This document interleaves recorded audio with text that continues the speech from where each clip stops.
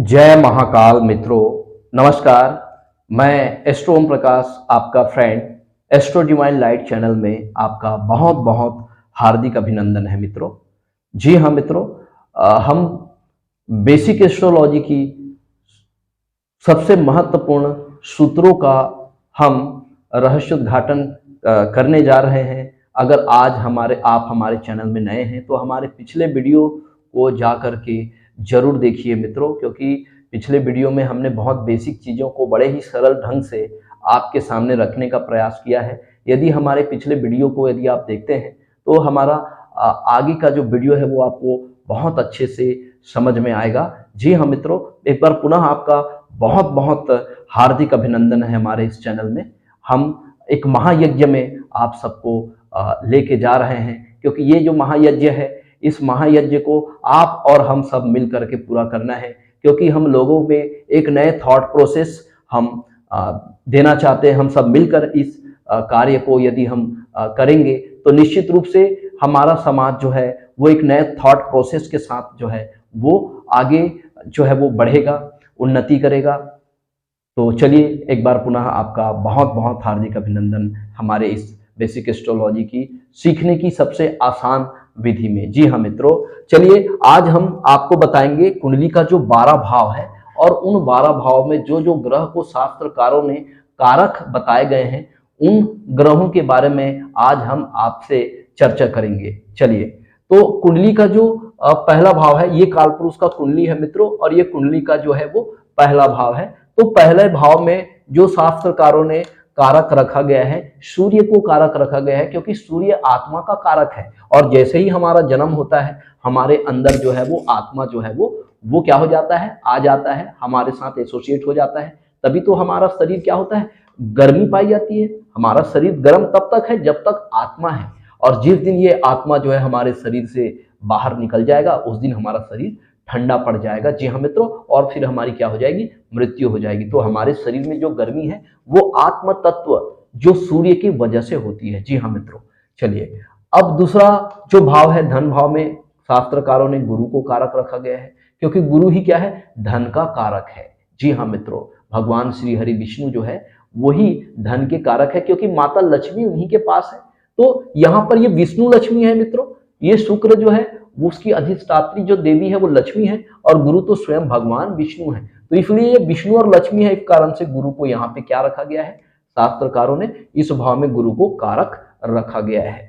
तो जी हाँ मित्रों, चलिए कुंडली का जो तीसरा भाव है, तीसरा भाव हमारे पराक्रम का भाव है। और मंगल क्या है, मंगल तो है ही सेनापति, मंगल तो है ही पराक्रम का कारक। इस कारण से मंगल जो है उसको यहाँ पर शास्त्रकारों ने रखा है। जितना भी हमारे अंदर जो जोखिम उठाने के जो कार्य होते हैं, जो साहस भरे जो कार्य होते हैं जिसको हम कर पाते हैं, जितनी भी लीडरशिप क्वालिटी हमारे अंदर होती है वो साहस की वजह से होती है। तो ये इसका पराक्रम का जो कारक है वो मंगल है। जी हाँ, शास्त्रकारों ने इसलिए मंगल को उस पराक्रम भाव में, है ना, जो बाहुबली हम कहते हैं, जो हम अपनी भुजाओं का जो ताकत, जो हम अपनी शक्ति का जो प्रदर्शन करते हैं, वो इसी तृतीय भाव से हम करते हैं। इस कारण से शास्त्रकारों ने मंगल को ही यहाँ पर कारक जो है वो बताया गया है। चलिए, जो चौथा भाव होता है वो हमारे सुख का भाव होता है मित्रों। और सुख का भाव, सुख क्या है, सुख जो है हमको जो मानसिक शांति दे, ऐसे कार्य जिसको करने से हमें आनंद की प्राप्ति हो। तो ये जो आनंद का जो स्रोत है वो शुक्र है, ठीक है, और मानसिक शांति का जो स्रोत है वो चंद्रमा है। इस कारण से जब व्यक्ति अपने घर में आता है, जब बाहर काम करके जब थका हारा कोई व्यक्ति अपने घर में आता है, तो उसे मानसिक शांति और सुख का एहसास होता है, अनुभूति होता है। जब जातक अपने माता के पास जाता है तो माता ही अपने आंचल में उस संतान के सारे दुखों को वो क्या कर लेती, समेट लेती है, और अपने जीवन की वो तमाम प्रकार के जो पुण्य है ना उसको अपने संतान पे लुटा देती है। इसलिए माता का जो सानिध्य होता है वो परम शांतिदायक होता है। जी हाँ मित्रों, इसलिए शास्त्रकारों ने चंद्रमा और शुक्र को यहाँ पर विशेष रूप से कारक बताए गए हैं। चलिए, कुंडली का जो पंचम भाव है ये हमारा ज्ञान का भाव है, ये हमारा पुत्र का भाव है। तो पंचम भाव में भी गुरु को क्या कहा गया है, कारक, क्योंकि ये त्रिकोण भाव है। त्रिकोण भाव को हम लक्ष्मी भाव कहते हैं। तो लक्ष्मी भाव, और चूंकि ये गुरु यहाँ स्वयं बैठे तो लक्ष्मी और विष्णु है, तो निश्चित रूप से ये धन प्रदायक भाव है। ये ज्ञान का भाव है, ये बुद्धि का भाव है, ये विवेक का भाव है। इस कारण से शास्त्रकारों ने, क्योंकि ज्ञान का कारक तो गुरु ही है और बुद्धि विवेक का भी कारक गुरु है, इसलिए गुरु को यहाँ पर शास्त्रकारों ने कारक बताया गया है। चलिए अब हम रोग भाव के बारे में हम विचार करते हैं। तो रोग भाव में शास्त्रकारों ने मंगल को ही कारक क्यों कहा गया है मित्रों? क्योंकि मंगल क्या है? सेनापति है। ठीक है, तो जब कोई रोग हमारे शरीर में आक्रमण करते हैं ना, तो ये मंगल ही जो है वो सेनापति होता है, वो शस्त्र लेके वो खड़ा होता है और उस रोग से हमारी शरीर की क्या करती है? सुरक्षा करती है। हमारे शरीर में प्रतिरोधक क्षमता वो पैदा करती है, उत्पन्न करती है। इस कारण से शास्त्रकारों ने मंगल को यहाँ पर कारक रखा गया है। और जीवन में बड़े बड़े प्रतियोगिताएं होते हैं, जीवन में बड़े बड़े कंपटीशन होते हैं, तो उस कंपटीशन एग्जाम को फाइट करने के लिए भी क्या चाहिए? दृढ़ इच्छा शक्ति चाहिए। तो दृढ़ इच्छा शक्ति के लिए इसलिए मंगल को यहाँ पर शास्त्रकारों ने क्या कहा है?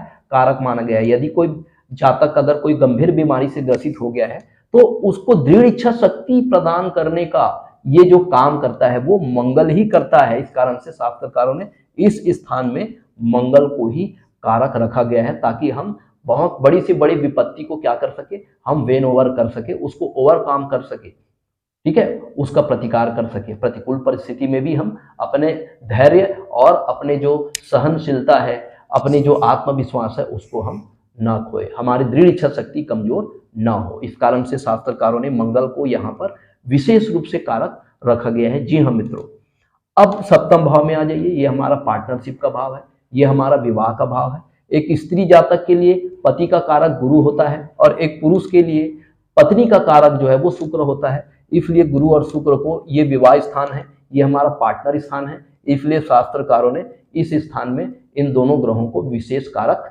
बताए गए हैं।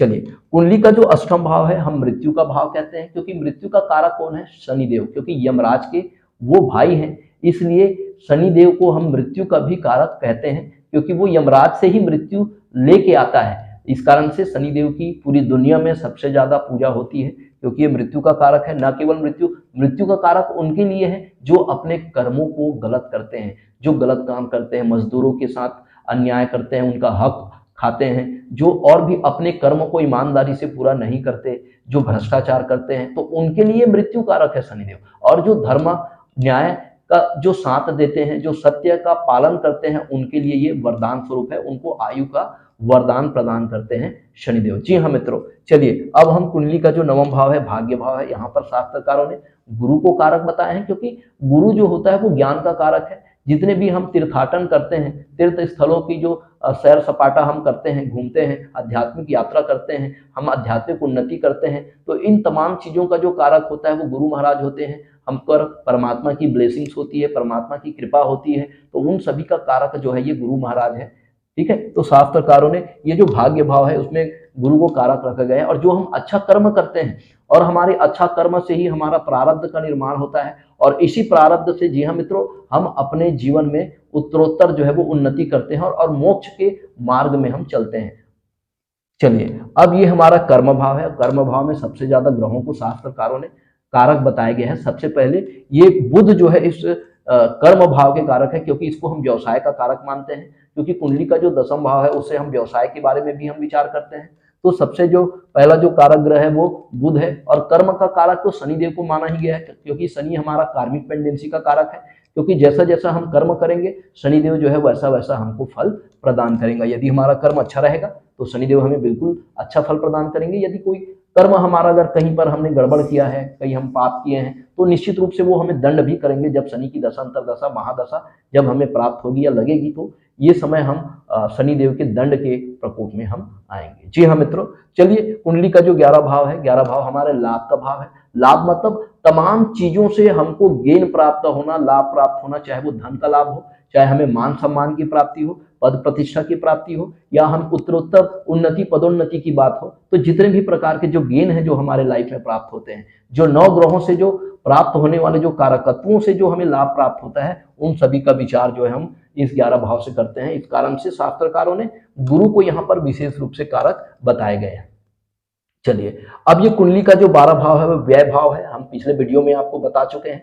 तो हम अपने रिक्वायरमेंट के लिए, अपनी जरूरतों के लिए जो हम व्यय करते हैं, जो हमारे हॉस्पिटल के जो खर्चे होते हैं, रोग रिपू ऋण से बचने के लिए जो हम खर्चे करते हैं, तो उन सभी खर्चों का विचार जो है वो इसी द्वादश भाव से किया जाता है। इससे हम मोक्ष का भी हम विचार करते हैं और यहाँ मृत्यु का भी विचार करते हैं, क्योंकि यहाँ पर शनिदेव जो है यहाँ पे बैठे हुए हैं। केतु से भी हम मोक्ष का विचार करते हैं, क्योंकि ये जीवन का वानप्रस्थ समय होता है। इस समय हम परमात्मा की भक्ति करते हैं और हम जो है जीवन में जो एक्यूमुलेट किए रहते हैं, जो हमने धन संग्रहित किया है, जो हमने मान सम्मान, यश, कीर्ति, हेल्थ, वेल्थ, जो भी हमने संग्रहित किया है, वो यहाँ पर आने के बाद हम उसको क्या करते हैं, रिलीज करते हैं। ठीक है, तो इस कारण से इस भाव को व्यय भाव कहते हैं, कहा जाता है। और ये हमारा मृत्यु का भी भाव है। जब हम पूरा जीवन में, जब हम सारे अपने कर्तव्यों को जब कंप्लीट कर लेते हैं, अपने कार्मिक अकाउंट को पूरी तरह से कंप्लीट कर लेते हैं, तो यहाँ पर हमारा कार्मिक अकाउंट कंप्लीट हो जाता है। फिर इस नश्वर शरीर को फिर से हम क्या कर देते हैं, त्याग देते हैं और फिर से ये जन्म का